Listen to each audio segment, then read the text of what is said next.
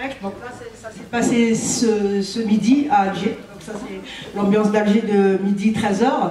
Donc je résume rapidement. Il dit qu'il faut une constituante. C'est le seul moyen d'arriver vraiment pour les choses pour lesquelles on se bat. Sinon, c'est du réchauffé. Il dit qu'il faudrait que l'armée reste à sa place, c'est-à-dire la protection des frontières, mais pas pour gérer le politique. Et il finit par dire que nous resterons debout, nous lutterons, et jamais ce pouvoir nous fera peur, jamais ce pouvoir nous fera rentrer. Dorénavant, chez nous, la peur a changé de camp. Voilà, je pense que j'ai résumé. Ferras, voilà, donc c'est... Filaï Ferras, c'est un camarade de Wahran qui est de passage. Maintenant, on est en train de dire.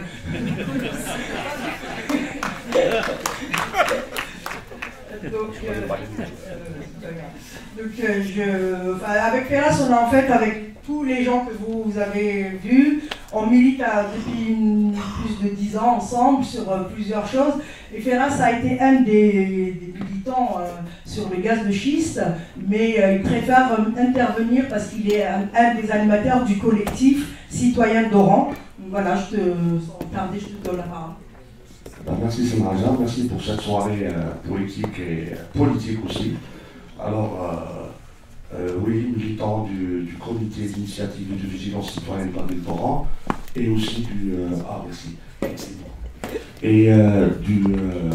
groupe anti-gaz de schiste de la ville d'Oran. Et dernièrement, juste après le Hirak du 22 février, nous avons pensé à Oran d'organiser ce qu'on appelle un forum, parce que nous, on est des adeptes des forums. Hein, on a initié le forum social algérien. Pour des raisons, ça n'a pas très bien marché, mais je pense que le Hirak va le booster. Alors, un forum qu'on a baptisé le forum des citoyens et des citoyennes de la ville d'Oran. Il s'est réuni pour la première fois le 26 mars 2019. Rendez-vous a été donné et par des acteurs associatifs et de part des acteurs syndicaux aussi. Et là, je rappelle que des éléments très importants du CLA ont initié ce forum, et l'occasion m'est donnée aussi pour rendre un hommage à Feu Ashor et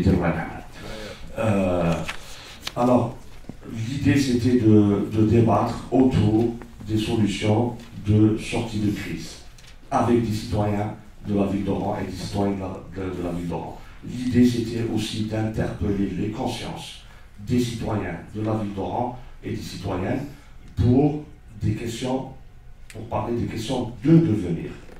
Après la crise, après le Hirak, qu'est-ce qu'il y a lieu de faire, qu'est-ce qu'il y a lieu de proposer. Alors, au début, nous n'étions pas nombreux, nous étions une dizaine de personnes, et nous occupions le perron de la mairie d'Oran, sur la place d'Armes, la grande place d'Oran. Et petit à petit, le cercle s'est construit, et j'ajoute que depuis le 26 février, nous sommes présents tous les jours. Là, aujourd'hui, ça va faire un mois. Tous les jours, à partir de 17h30, 18h, jusqu'à 21h, des fois on fait même des veillées, jusqu'à 22h, 23h, en occupant la plus grande place de la ville d'Oran. Alors, pourquoi nous l'avons fait? Pour une simple raison, réapproprier l'espace public, ce qu'a dit Tininen, c'est vrai, parce que c'est un droit, réapproprier l'espace public, réapproprier nos libertés qui ont été bafouées depuis 20 ans par ce pouvoir unique et inique, par ce pouvoir toxique, despotique et antinational. Voilà. Maintenant, je ne vais pas tarder, je vais juste rappeler quels sont les renseignements qu'on peut tirer de cette initiative. Moi, je les ai résumés à 3. Premièrement, les Algériens, je pense, qui sont de plus en plus conscients de la primauté des devoirs sur les droits. Et à chaque fois qu'ils viennent dans notre forum, ils viennent non pas pour parler de revendications catégorielles, mais ils viennent pour parler du bien commun. Ils viennent pour parler des revendications qui touchent tout le monde. Ils viennent pour parler des haragas.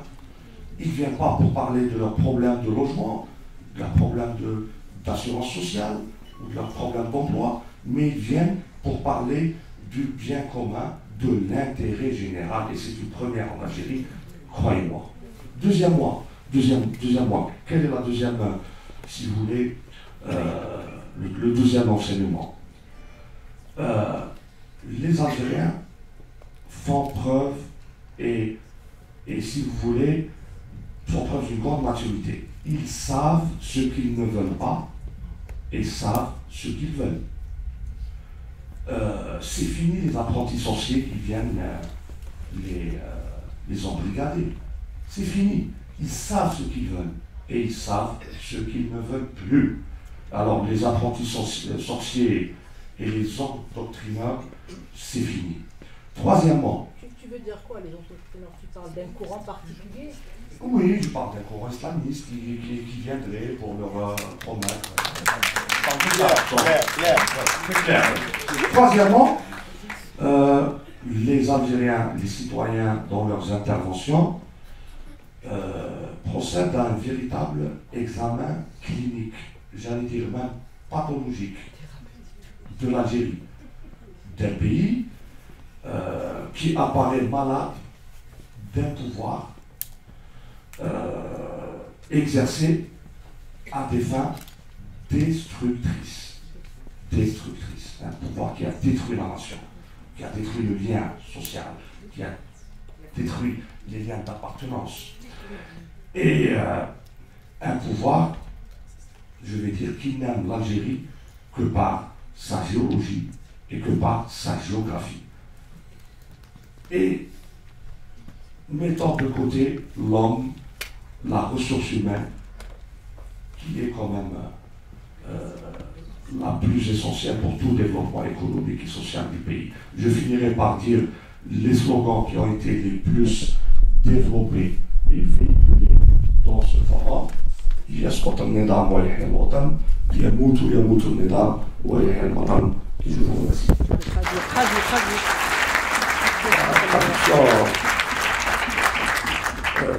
Mort à ce système et que le pays et que l'État national vivent. Viva l'État national et que le système dégage. Voilà. Je reste avec nous pour le débat s'il y a des questions éventuellement. Avant de passer à Nina, je voulais vous présenter Mohamed Sahraoui. C'est en fait en 88. Je veux bien que vous l'applaudissiez parce que c'est un grand artiste peintre, même si sur cette classe, en 88, on était dans les Beaux-Arts d'Alger et on faisait des banderoles, on avait 20 ans. Voilà, on était beaux et intelligents. Donc, on avait 20 ans, on a vraiment cru, et il y a eu vraiment un truc, une symbiose dans le mouvement des étudiants, etc. Et c'est là où on s'est connus d'ailleurs. La Babzoua. Oui, bon, après c'est la suite, c'est 88 qui nous a...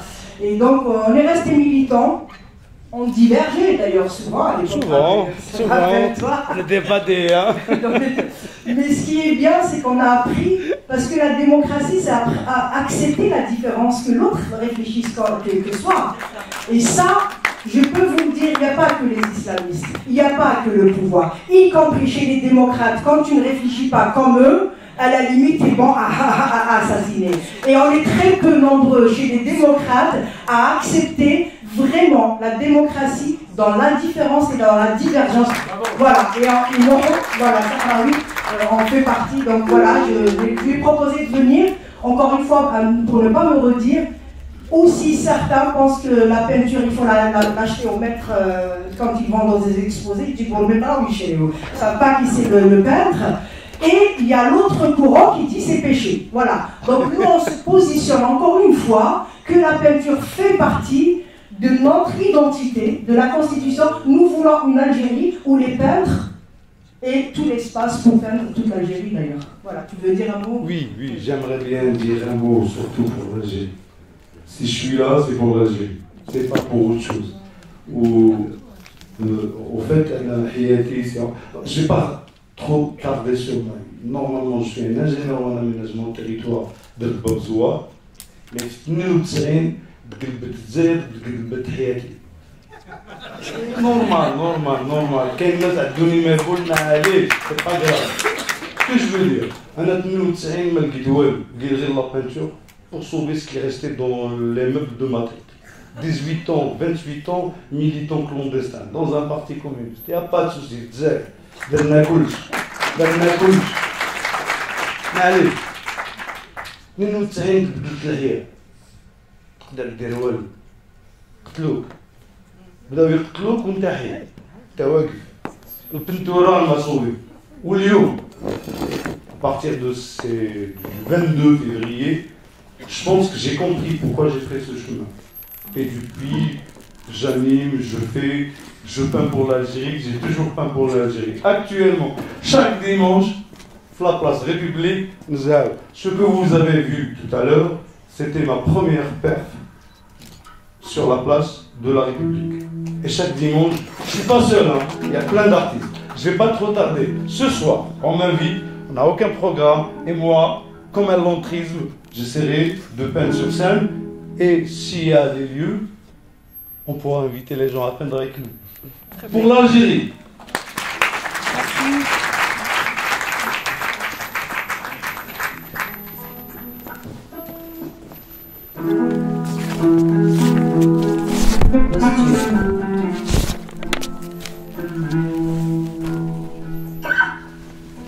Je salue votre génie à disloquer les peuples.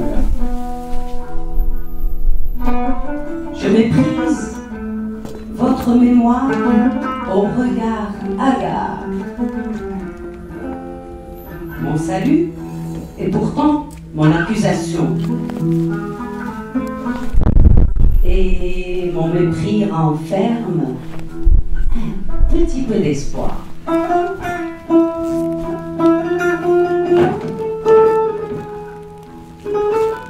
Voilà ce qu'était le panorama, l'image que j'avais de mon drapeau. À travers vos paroles dégouline le rouge de mon drapeau, du sang des enfants de mon peuple.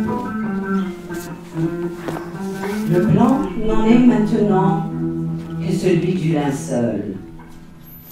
Et le vert, un pays qui ne cesse de s'abattre en lignes horizontales ou en groupes tentacules.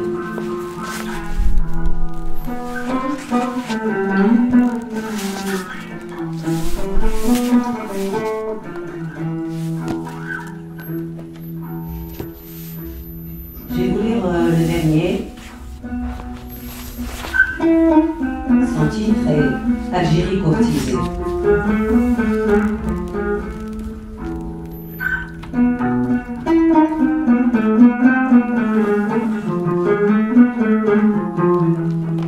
Comme une fleur séchée, éternelle beauté, mais souvent sans senteur. Algérie aquarelle, Algérie sans linceul, mon cœur t'aime-t-on. Algérie, je t'appelle, me réclames-tu seulement? Quelquefois, je crains que tes larmes n'effacent le besoin de ta joie. Algérie, ma foi, j'en appelle aux racines, tant de voix enterrées, pourtant exhumées. Le sculpteur te bâtit. Le sculpteur te bâtit, le poète te conte, le musicien te chante. Pendant ce temps, le sanguinaire te viole. Le sanguinaire te viole à travers ses amants, morts sans avoir connu les yeux de leurs amants, à travers ces vierges qui ne le sont plus, par viol non repenti, 100 fois commis, 100 fois commis sur ces adolescents, bourgeons à peine éclos de la fin d'un printemps. Printemps des jours heureux. Printemps des jours heureux que le peintre reprend en palette rouge vif du sang des innocents. Rivière d'encre rouge où trempent les plumes des êtres anonymes qui t'aiment en silence, qui t'aiment en souffrance. Muse en statue de ruine, toujours enfouie sous terre, sans soleil chez toi pour ces cœurs enflammés. Le sourire d'un enfant, le sourire d'un enfant, et la promesse qu'un jour le zénith renaîtra, sans brûler le parfum des fleurs immortelles, des fleurs suspendues au balcon des Casbahs. Musique en sourdine, au son d'une guitare.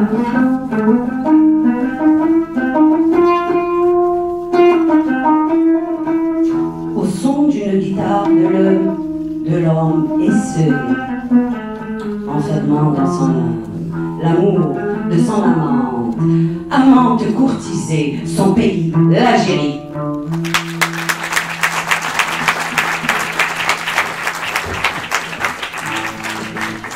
C'est fini.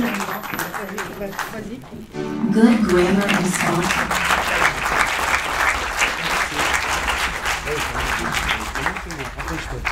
Donc on passe à la partie débat. Voilà. Donc, fait notre camarade de l'ACDA. Feliel Lalmi Fates de l'ACDA aussi. Et Najib Simoussa, c'est un compagnon de route, on peut dire comme ça. Enfin, voilà. Donc le choix, c'est de débattre. J'avais dit la dernière fois, on avait commencé avec Mehdi Béchir et d'autres intervenants de la DSM, etc. Ça fait un moment qu'on essaie de débattre. Et aujourd'hui, on veut débattre avec vous. Donc je leur demande vraiment, hein, parce que c'est pas par... c'est une lourde tâche que j'ai là, de ne pas dépasser 10 minutes, parce que l'idée c'est quand même de passer des interventions ou des questions. On n'est pas là juste pour poser des questions, il y a aussi, on attend vos interventions. Le seul truc pour que ça se passe bien et que tout le monde parle, je le dis dès le départ, c'est maximum 2 minutes par intervention de la salle. Voilà.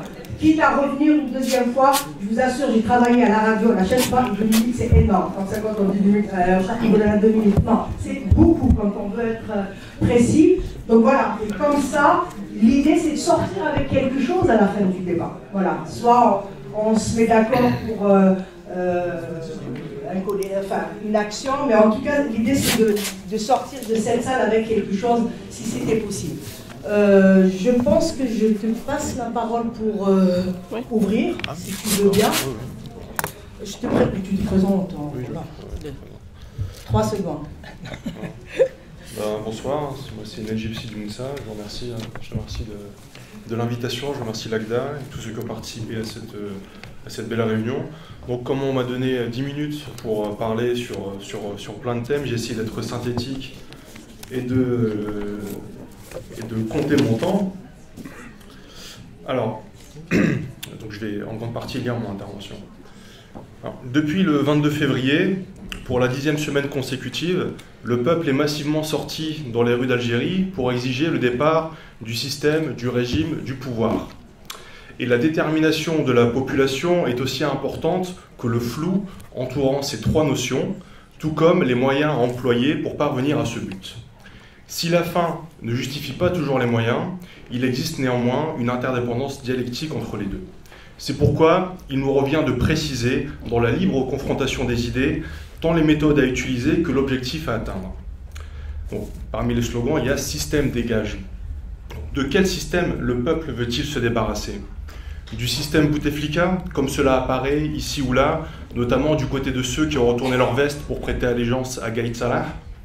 Si le problème résidait dans la seule personne de Bouteflika, alors la population n'aurait plus de raison de protester puisque le président sortant a démissionné. Or, ce système n'est pas mort le 2 avril 2019. Sans doute n'est-il pas né non plus le 27 avril 1999, il y a 20 ans, presque jour pour jour. Les slogans associent le système à une bande. Des têtes ont commencé à tomber. Elles étaient jusqu'alors considérées comme intouchables, voire innommables. Alors, pourquoi ce malaise aujourd'hui ? Sans doute parce que chacun sait, sans se faire aucune illusion sur la justice, qu'il ne s'agit pas d'un problème de personnes, mais de pratiques qui font système. Et nous pouvons les citer, ces pratiques, sans chercher à être exhaustifs. Corruption, népotisme, manipulation, obscurantisme, prédation, etc. Le peuple veut la chute du régime, autre slogan, scandé dans les rues. Mais de quel régime le peuple veut-il la chute ? Celui qui a décidé l'interruption du processus électoral le 11 janvier 1992, ou alors le régime issu du redressement révolutionnaire du 19 juin 1965. Et pourquoi pas remonter à 1957, 1830, voire au temps de la régence d'Alger ou encore avant. Les manifestants rejettent un régime qui plonge ses racines dans l'histoire précoloniale, coloniale et postcoloniale du Maghreb. Mais les contestataires aujourd'hui ne sont pas en lutte avec les fantômes du passé, même s'ils en utilisent les symboles, ils sont confrontés à des obstacles du présent. Le régime a une façade légale avec son armée, sa police, ses services, son gouvernement, son parlement, ses assemblées locales, ses lois, sa constitution. Cette dernière, pourtant antidémocratique, a fait l'objet de bien des discussions et certains ont cru pouvoir y recourir pour appuyer les aspirations démocratiques du mouvement. Il s'agit là d'une impasse. Et le mot d'ordre, nous avons dit tous, c'est tous, s'applique aussi bien au personnel politique qu'aux règles du jeu encore en vigueur. Pouvoir assassin, autre slogan scandé dans les rues. Ce pouvoir a assassiné en 2001, lors du printemps noir de Kabylie. En octobre 88 aussi, mais pas seulement. Le mouvement populaire connaît au moins 2 victimes, Hassan Benkhada, 56 ans, et Ramzi Yettou, 23 ans. Sans compter les nombreuses gueules cassées, ces fils de pauvres que certains n'ont pas hésité à qualifier de provocateurs, de voyous ou de bataillers. Honte à ceux qui salissent ces jeunes, qui ne se font aucune illusion sur les forces de l'ordre et qui ont subi la répression la plus brutale avant même le 22 février. Alors, quel est ce pouvoir qui se dresse devant les manifestants ? C'est d'abord celui de l'État, protégé par ses hommes en armes et en uniforme. Mais il y a aussi d'autres pouvoirs, au pluriel, à savoir ceux qui inhibent des manifestants qui n'osent pas utiliser leur force extraordinaire dans un but déterminé. Ces pouvoirs, qui bloquent l'initiative et brident le mouvement populaire, sont aussi ceux qui structurent la société. Il faut les désigner sans établir de hiérarchie. C'est le pouvoir des patrons sur les salariés et les chômeurs, celui des hommes en armes sur les civils, celui des religieux sur les non-pratiquants et les non-croyants, celui des hommes sur les femmes, celui des vieux sur les jeunes, celui des commerçants sur les consommateurs et les producteurs, celui des nationaux sur les étrangers, etc.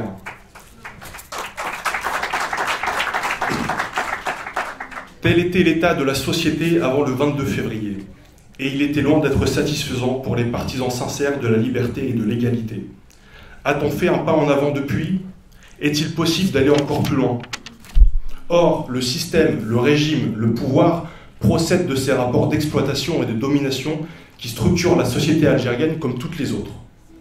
Si l'on désire sincèrement mettre fin au système, au régime, au pouvoir, alors il convient de transformer tous les rapports sociaux qui en sont le fondement, et il s'agit encore de l'assumer et de l'affirmer clairement.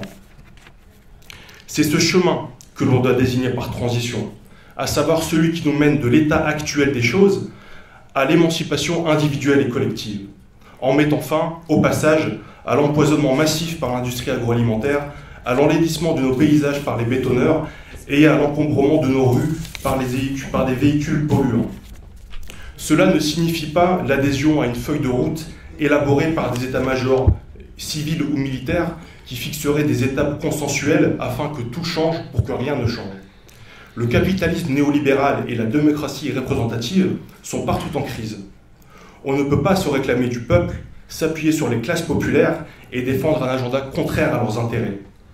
On ne peut pas appeler au changement radical et hésiter à affirmer maintenant des principes élémentaires que sont la liberté de conscience, le refus de tous les racismes et l'égalité entre les femmes et les hommes.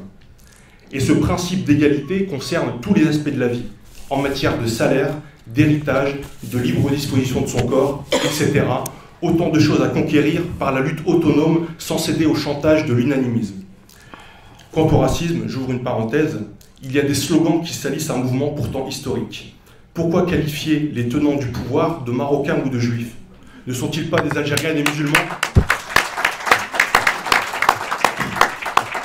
Je ferme la parenthèse. On ne peut pas non plus parler au nom des travailleurs et marcher pour défendre des oligarques, des milliardaires ou couvrir des bureaucrates syndicaux qui ont piétiné le droit des salariés. Les manifestations et les grèves dans le monde du travail doivent rester sur le terrain d'indépendance de classe. C'est sur cette base que les exploités peuvent s'organiser, se fédérer, loin de toute confusion. Les syndicalistes de l'UGTA opposés à Sidi Saïd affirment avec justesse que la question démocratique ne saurait être dissociée de la question sociale. Les travailleurs, ils ont raison.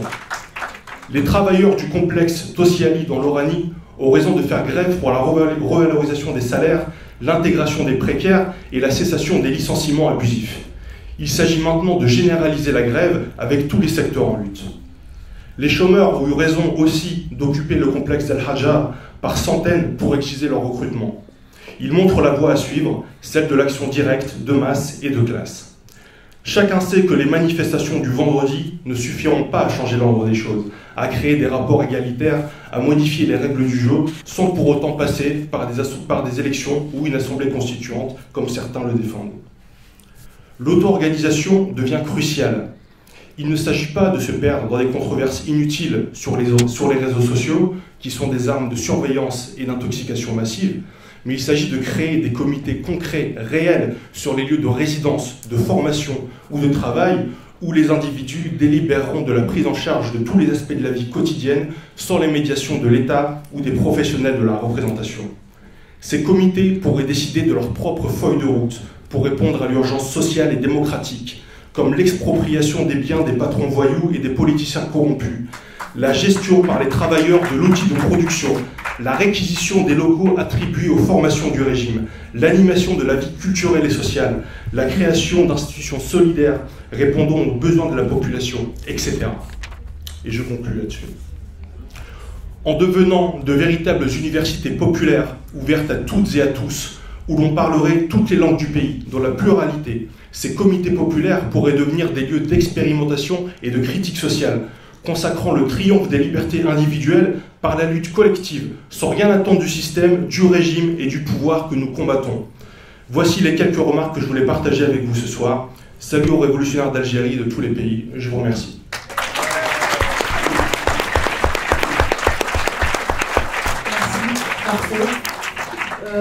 Je passe la parole à Feliel Lagnifates, mais je voudrais, parce que en ce moment en Algérie, on sort dans les rues, etc. Et c'est pas tout le monde a entendu parler que le carré femmes, des femmes ont été agressées parce qu'on leur a dit que c'est pas le moment, vous disiez le mouvement, les drapeaux berbères, c'est pas le moment, vous divisez, mais ça, quand même, on a réussi à l'imposer. Mais malheureusement, la question des droits des femmes, elle reste importante et pour cause. Et j'ai envie de dire à Feliel, est-ce qu'il y a un moment pour poser ou pour revendiquer ses droits? Dans son intervention, je pense que... Je vais répondre.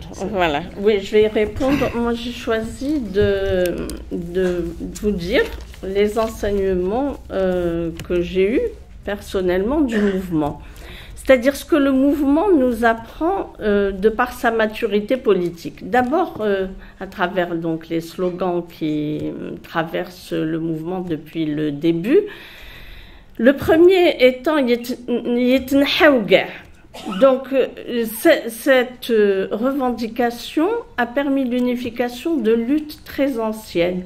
Et on a vu, à travers les témoignages qui nous ont été projetés, comment ces militants ont traversé des phases extrêmement difficiles d'appropriation de la vie politique, d'étouffement, de répression, qui ont conduit à, bien sûr, le vol du syndicat traditionnel, l'UGTA, par le pouvoir et qui a débouché sur la création de syndicats autonomes. Le conseil des lycées autonomes en est un, mais il y en a beaucoup d'autres. Donc, cette unification des mouvements d'opposition à travers le refus du régime autoritaire, du régime prédateur, du régime corrompu. Najib Sidi Moussa l'a suffisamment décrit pour pas que je revienne là-dessus. Et aujourd'hui, totalement unificateur. Et le guerre est très intéressant parce qu'il renvoie à la notion de système, c'est-à-dire cette chose, cette hydre innommable, parce que nous ne faisons pas partie du sérail, donc certains éléments de ce système nous les percevions, mais d'autres pas du tout. Ils commencent à émerger dans les convulsions du régime. Donc il y avait le clan, les différents clans, les partis inféodés comme le FLN-RND, mais il y avait aussi ce que le Sha'b appelle les chiatines, les partis clientèles. Il y a aussi toute cette clique d'oligarques qui s'est rapidement constituée et qui a accéléré la prédation du régime, qui n'a pas commencé avec Bouteflika. Elle a commencé très clairement dans les années 90 avec l'ouverture, la libéralisation de l'économie et qui a permis l'accès à des grandes lignes de devises et de financement d'importation qui ont détruit la faible structure de l'économie algérienne. Donc, destruction et prédation. Alors, la deuxième chose que le mouvement, on va être prudent, on va dire mouvement. Tout à l'heure, il y avait la jeune femme Tinhinan qui disait « Non, moi je veux pas dire Hirak, je dis révolution, mouvement révolutionnaire ». Ça se discute. Parce que on va voir pourquoi c'est difficile de dire à partir de oui, on a une situation du mouvement révolutionnaire, ils ne veulent plus, ils le disent, mais le reste demeure, le régime est là bien solide. Alors, la chose très importante qui fait la force de ce mouvement, c'est Silmiya, un mouvement pacifique qui a appris de l'expérience des années 90 où un mouvement voulait utiliser la violence pour prendre le pouvoir. Là, la Silmiya, c'est l'arme absolue du mouvement et on sait que si demain il y a de la violence, ce sera de la violence commanditée pour casser le mouvement. Je vais terminer sur une chose. C'est aussi quand certains disent, c'est pas général, mais souvent ils le disent, notre béouga. C'est quoi? C'est la pratique de la citoyenneté qui se fait tous les vendredis et tous les jours, dans les grèves, dans les occupations des lieux comme les universités, les lieux publics. Par exemple, on l'a entendu tout à l'heure avec Monsieur Ferraz qui dit tous les jours sur la place de la mairie, eh bien, on vient débattre. Et on vient débattre parce qu'il n'y a pas unanimisme. Il y a des questions, et Sanhadja m'a interpellé là-dessus, il y a des questions sur lesquelles il faut clarifier. Et deux questions essentielles, elles surgissent de ce qu'on entend, et non seulement en Algérie, mais nous aussi ici, tous les dimanches, sur la place de la République où nous rencontrons les citoyens algériens. Et les deux questions, c'est celle de la mazirité et celle de l'égalité entre hommes et femmes. Pour certains, c'est pas le moment. Et ce serait une question qui divise. Or, si les Algériennes et les Algériens sont sortis pour dénoncer l'oppression, le hugra, et la destruction sociale, il faut bien penser que l'oppression politique est une imbrication d'autres oppressions. Najib Sidi Moussa l'a dit, sociale, politique, et dont celle des hommes sur les femmes, que le régime algérien a très bien su utiliser, manipuler, avec le code de la famille qui est le symbole même de cette oppression. Donc si on veut se débarrasser, si on veut continuer à mener les tâches, j'irai pas jusqu'à les tâches j'irai pas jusqu'à la période de la régence d'Alger, mais au moins à l'indépendance, les tâches, l'indépendance, la libération du pays, la société que l'on voulait construire, eh bien, si on veut arriver à ces réalisations, je crois qu'il faut être courageux et affronter toutes les questions. Certaines feront consensus, certes, d'autres seront plus difficiles à admettre, mais pas si on les éclaire du constat que nous devons nous débarrasser de l'oppression et que toutes les questions doivent être mises sur la table, débattues, discutées.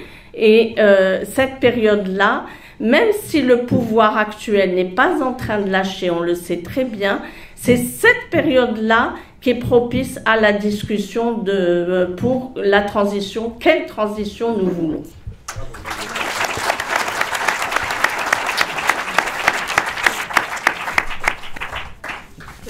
On garde une minute, vas-y. Toufik Allel, donc membre coordinateur des activités de l'ACDA.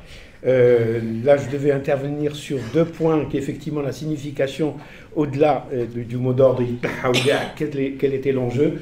Najib Sidi Moussa a expliqué ça.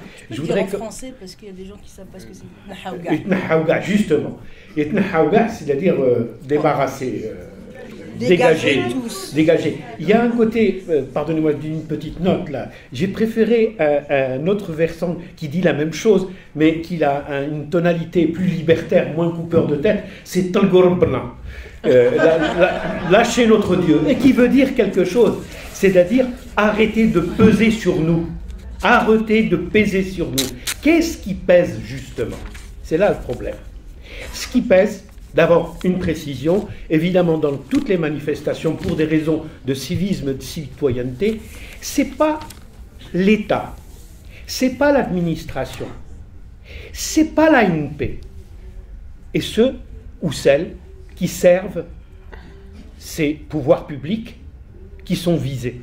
Jamais il n'y a eu une attaque directe, jamais contre l'État, jamais. C'est au-delà Yitnahaouga, ou Laïtalgorbna, c'est effectivement ce qu'a précisé Najib. Pour toi, cette phrase, hein, c'est pas l'ACDA. Ah, c'est pas l'ACDA. Mais je sais que y a cette sensibilité libertaire qui est. C'est effectivement la fabrique du pouvoir autoritaire algérien qui ne date pas uniquement de 65 ou de 88 et tout, mais même dès 62. C'est cette fabrique-là qui est mise à nu, qui a été ébranlée. C'est dans ce sens-là que la situation, elle est révolutionnaire. Maintenant, est-ce qu'on appelle révolution? Bon, c'est tout un débat, c'est vrai. Mais c'est ça qui vacille. Et la conscience aiguë que ce pouvoir-là, cette fabrique qui bloque la constitution d'un État de droit, l'essor des libertés, aussi, d'une certaine façon, le patriotisme et la défense des intérêts nationaux réels. C'est ça qui est visé, c'est ça qu'il faut comprendre. Et ça se complique à l'heure actuelle parce que, devant cette situation, deuxième élément, je voulais préciser, c'est concernant l'agenda du pouvoir ainsi fissuré, avec ces manifestations publiques de lutte de clans, une espèce où on jette en pâture des gens selon des modalités absolument, quoi qu'on en pense, des individus, de ces oligarques, mais la façon de procéder est absolument révoltante, qui montre qu'il a aussi cette faille profonde du régime, à savoir une justice aux ordres. Maintenant, on essaye de lyncher les gens, oh, c'est pas notre tasse de thé, ces oligarques, ils ont leur... Mais alors, dans le principe, comment fonctionne la justice, là, il y a une faille. On paye le prix, effectivement. Une des faillites, c'est la non-indépendance de la justice. Par rapport à cette situation, c'est l'agenda que propose, sous couvert de constitutionnalisme, les élections du 4 juillet. C'est ça l'agenda. L'agenda qui est proposé. Je dis, par rapport à cette situation, c'est cette illusion. Et la conviction qui est partagée par certains, pas seulement d'un point de vue idéologique, mais le fait qu'on marche chaque vendredi, et même d'autres jours de la semaine, parce qu'on parle du vendredi, mais il y a tous les jours, par catégorie sociale, par région, par ville, par quartier, les catégories sociales, les étudiants, c'est le mardi. Tout ce bouillonnement-là s'oppose de fait à cet agenda-là. Pour une raison simple, c'est qu'on sait que cet agenda-là, s'il fait dégager des têtes, il reproduira les mêmes têtes. Et devant cette situation-là, on peut assister à deux alternatives. Soit, effectivement, et c'est ce qu'on souhaite, c'est que le régime se rende à l'évidence. Disent, bon, voilà. Et puis, comme il y a un patron, n'est-ce pas, on le sait maintenant, le vrai patron, c'est Gaïd Salah et une série d'experts, lance des négociations pour cette transition-là. On peut discuter, évidemment, de cette transition, de ces étapes, de ces rythmes, etc., qui est tout un débat, mais soit il y a cette solution-là, soit le risque, et c'est pour ça qu'il y aura des manifestations constantes, c'est qu'il y ait une fuite en avant, avec des tentatives, je pèse mes mots, des tentatives de faire dévoyer ce mouvement-là. Et c'est en ce sens-là que la question pour nous, qui se pose pour les manifs qui vont venir, qui auront de plus en plus de vigueur, c'est qu'on assiste à ces derniers temps à des tentatives, effectivement, à travers la mort de Ramzi Mirto, à travers, qui est dans des conditions jusqu'à l'instant qui ne sont pas éclaircies, ils ne sont pas éclaircis. Sans parler de ce que Rania Moufouk appelle les invisibles, ceux qui passent des jeunes, 180 jeunes, une fournée comme ça, qui est condamnée, qui est sans consentement. C'est la question des droits de l'homme. La question des droits de l'homme doit accompagner ce mouvement. La silmiya des manifestations doit avoir une arme. L'arme, c'est les droits de l'homme.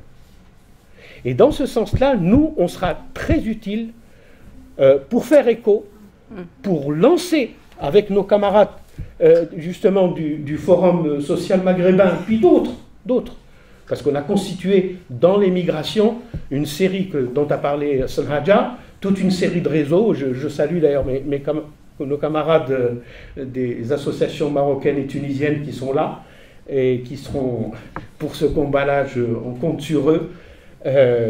Cette question-là sera déjà, dès le rassemblement de dimanche, cette question clé. Et ne pas oublier aussi les militants emprisonnés. Il y en a un qui est emprisonné depuis le 22 février, Haj Ghermoud, qui s'est opposé au 5e mandat. Qui a été arrêté pour ça. Et qui a été arrêté pour ça. Il y en a d'autres, une série de nombre de militants, avant le 22 février, qui, exactement, le docteur Jamaldine Fakhar, qui effectivement est un militant des droits humains et des droits culturels, qui a été remis en prison ces derniers temps. Et là, il faudrait qu'on soit extrêmement réactif, ne pas laisser la place une seule fois à des atteintes aux droits de l'homme.